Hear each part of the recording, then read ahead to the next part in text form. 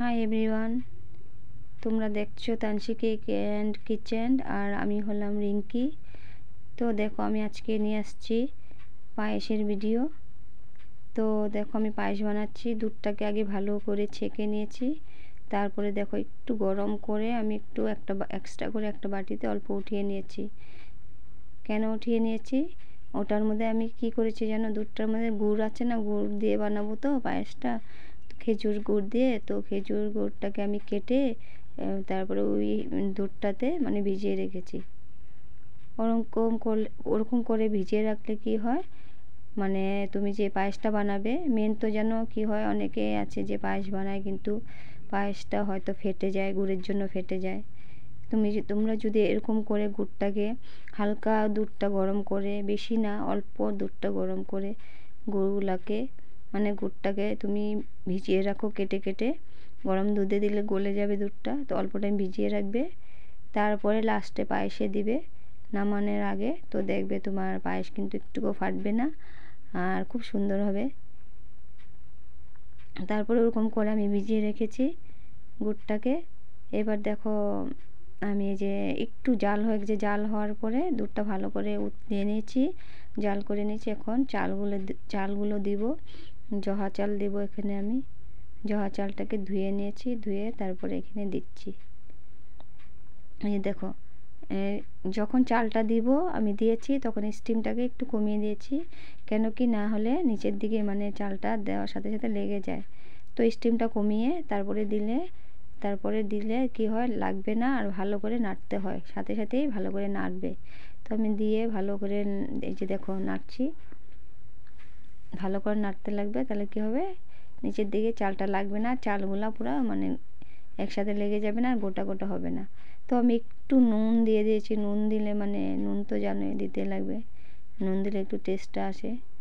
তো নুন দিয়েছি একটু, তারপরে এবার ভালো করে নাড়ছি। দেখো, পায়েস কিন্তু নাড়তেই লাগবে, একটু পরে পরে, একবার দিয়ে রাখলে হবে না।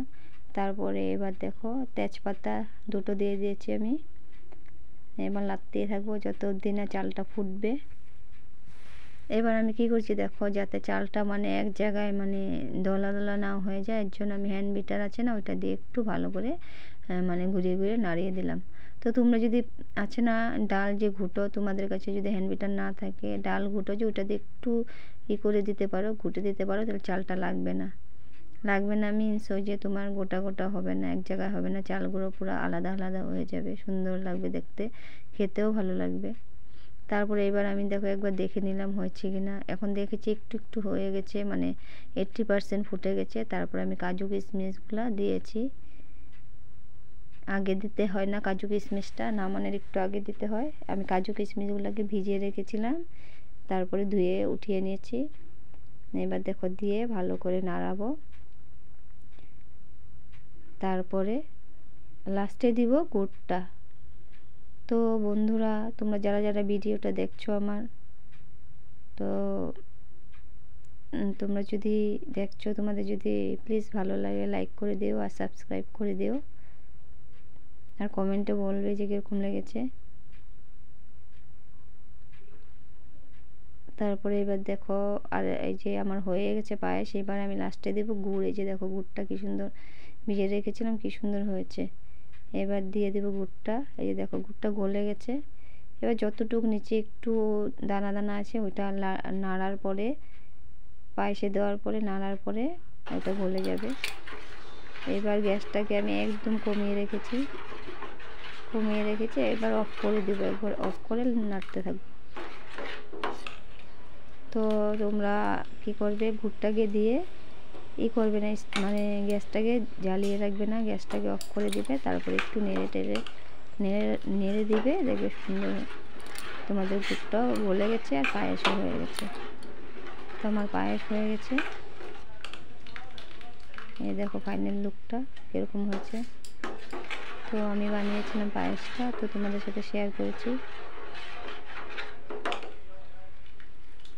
ঠান্ডার মধ্যে খেজুর গুড় দিয়ে পায়েস খেতে দারুণ লাগে, এটা তো তোমরা জানোই।